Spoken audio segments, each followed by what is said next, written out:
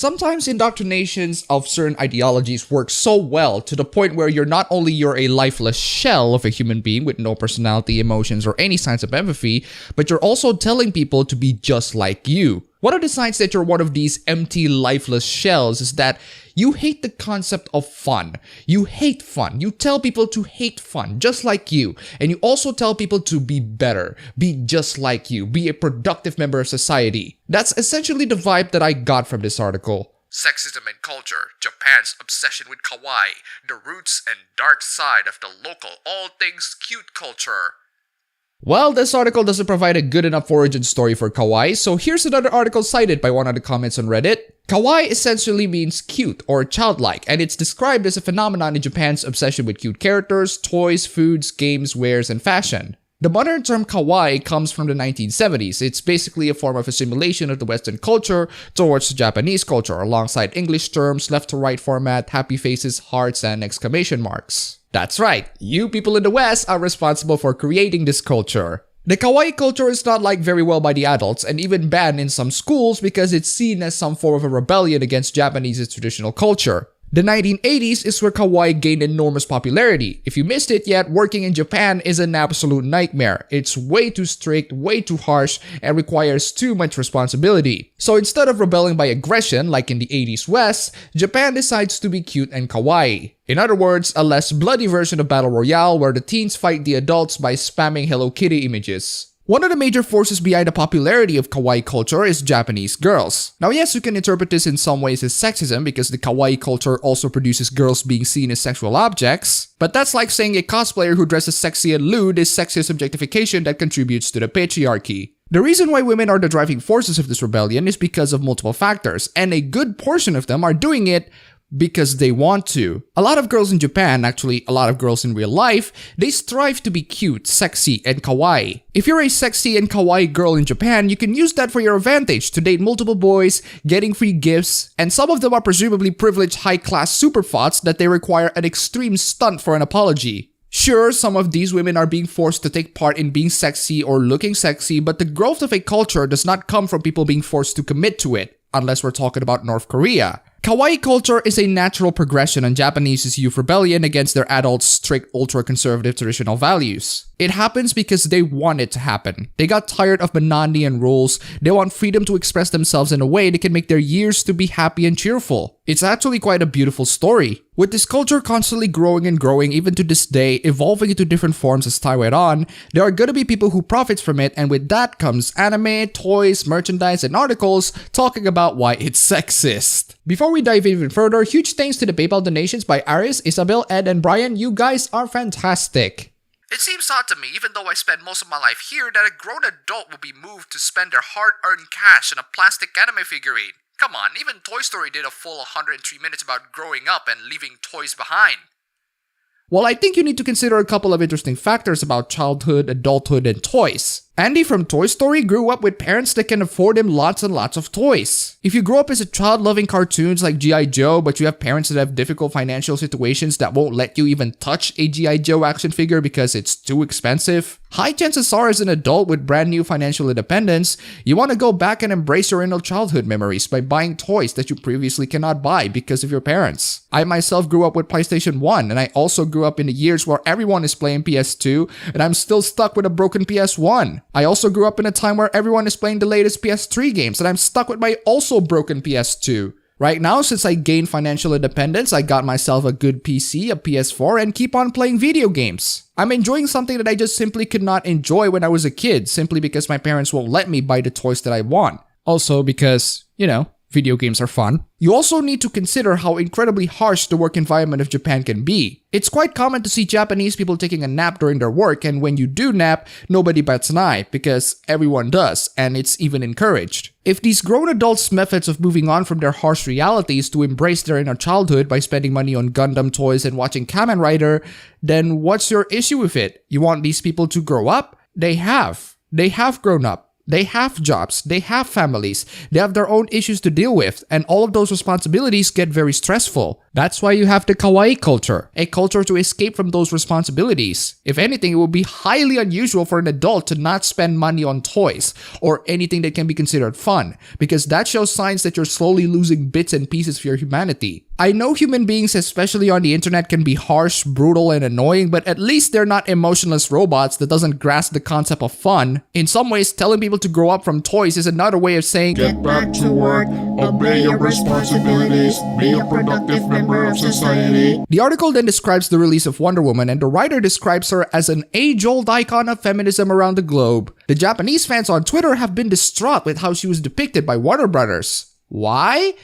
Because she's not kawaii enough? I don't really know. You read it yourself. The writer cited a tweet from Warner Brothers Japan promoting Wonder Woman. Unfortunately, my high school Japanese isn't good enough for me to translate these words. Even using the translator gets me rather confused of what they're trying to say. Thankfully, the writer does put the effort of translating the words being said, and the promotional tweet said, Move over, Harley Quinn. Special Japan release for Wonder Woman, the #1 warrior beauty the world has been waiting for. She's supposed to be one of the most powerful superheroes in existence, but she's also an incredibly innocent and naive girl who knows nothing about men or love. The trailer is narrated by Kotono Mitsuishi, the voice actor who plays the role of none other than Sailor Moon herself, Usagi Tsukino, in the animated series.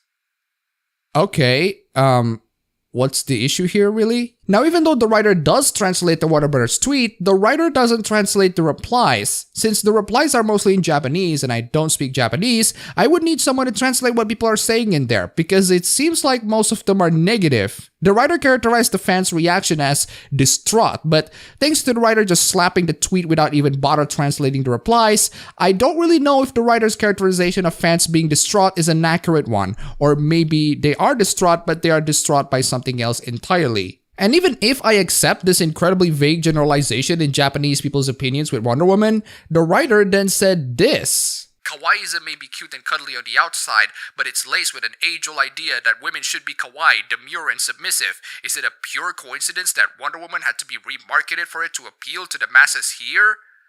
So the writer uses this specific instance of fans getting distraught by a promotional tweet of Wonder Woman not being promoted as a kawaii figure as a way of saying kawaii culture is sexist and makes women demure and submissive. In other words, kawaii is sexist because fans want Wonder Woman to be submissive? There are so many levels of wrong in this argument, or at least the ones that I can comprehend. First, since you don't even bother to translate what the fans are actually saying, I doubt that that's the reaction that they have when they watch the trailer. You can also be taking these fans out of context. I don't know. You don't explain anything. You could have explained more on the context, be more specific on the reactions, what they're actually saying, what their arguments are. But nope, you just overgeneralize them. Second, you're implying that kawaii culture is a culture that makes women weak and submissive, and your example is this tweet? That's like saying my fans are misogynistic because I tweeted 3D women are not important once and they loved it. Using the replies on Twitter as an example to highlight the sexism of a massive national trend and culture is not only idiotic, but dangerously inaccurate. Third, all of that is assuming that the fans are actually distraught by Wonder Woman not being portrayed as innocent and submissive. What if this is just what Warner Brothers think the Japanese fans like, instead of what they actually like? Japanese people are fine with dark and gritty and serious entertainment. Why do you think Attack on Titan is popular? Or every shonen anime ever? I am 100% sure that it's perfectly fine to market Wonder Woman in Japan the same way they're marketed in the world. I think this is just Warner Brothers catering into what they think the Japanese audience is like, which explains why I see a lot of the tweets being negative. In other words, you're thinking that the target demographic characterized by the ads are representative of the actual target demographic. Remember that scene from 30 Rock with Steve Buscemi? I was part of a special task force of very young-looking cops who infiltrated high schools. How do you do, fellow kids? What? You're basically saying that the kids talk and act exactly like Steve Buscemi. Or how about this?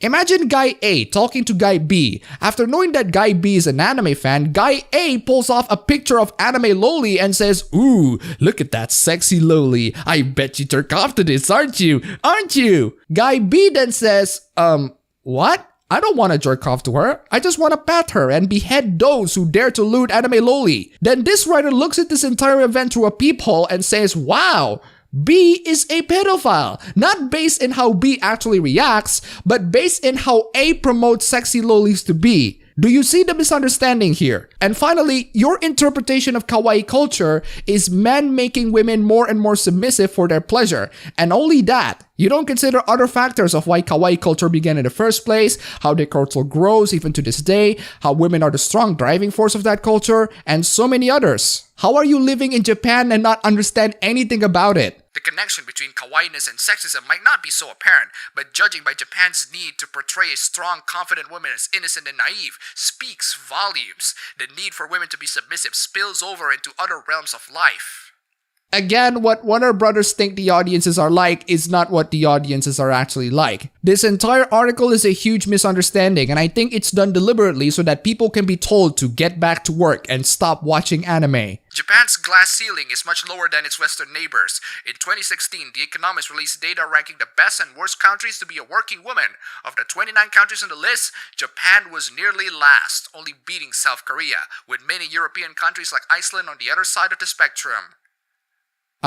There are like 195 countries in the entire world. Why do you have to calculate only 29 to rank the best and worst countries to be a working woman? It's like making a list of the best games of all time by citing only games from 2004. In another Savvy Tokyo article, Chiara Terzulo writes about how she was in an important meeting with a client and her boss introduced her as Kono One-chan, or this girl, also a term used to refer to hostesses. Things like this, though declining, still happen in this century, and you can't help but to think that there is a connection between how women are being expected to act cute and innocent and the way they are treated professionally. Oh no, one guy referred to her in the demeaning fashion. The horror. Your examples are so insanely small, Shinji Ikari's dick weeps in disgust. You can't say that there's a growing trend in kawaii thanks to how Warner Brothers think the fans are like and how some people still got called Oni-chan in the workplace. Come on! You need much better examples to illustrate the sexism of kawaii culture than these. Or maybe you don't have other examples and these are the best you got, which in that case you can go screw yourself. Kawaii culture may be to blame for how this type of sexism is seen as normal here, while other economically steady countries are trying to grow up and leave childish things behind. Japan still fails to progress in this area. All that cuteness might just not be worth the price. In other words, Get back to work, be productive members of society today. War is peace, freedom is slavery, emotions are prohibited, fun is a capital offense, sexism cannot be tolerated, obey to feminism.